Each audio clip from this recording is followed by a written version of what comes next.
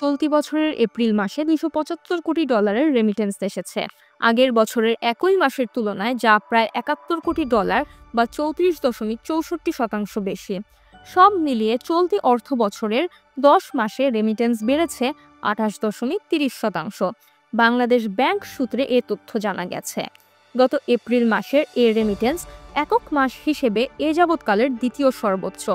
এখনো পর্যন্ত কোনো এক মাসে সর্বোচ্চ $329 কোটি বেশি রেমিটেন্স এসেছে গত মার্চ মাসে, আর তৃতীয় সর্বোচ্চ $264 কোটি এসেছে গত ডিসেম্বর মাসে।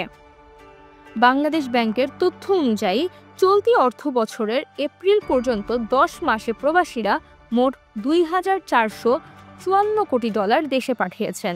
আগের অর্থ বছরের একই সময়ে এসেছিল $1,912 কোটি।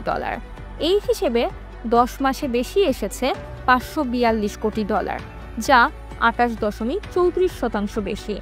গত অর্থ বছরের পুরো সময়ে যেখানে রেমিটেন্স এসেছিল $2,391 কোটি, এর মানে আগের অর্থ বছরের পুরো সময়ের তুলনায়ও 10 মাসেই বেশি রেমিটেন্স এসেছে। রেমিটেন্সে উচ্চ প্রবৃদ্ধির পাশাপাশি রপ্তানি আয়েও 11% বেশি প্রবৃদ্ধি রয়েছে।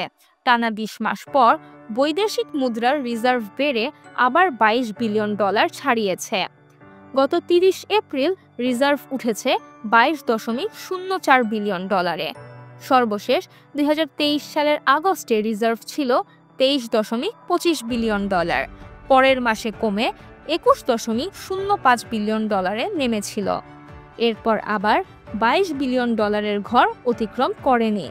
দেশের ইতিহাসে রিজার্ভ সর্বোচ্চ $48.06 বিলিয়ন উঠেছিল 2022 সালের আগস্টে।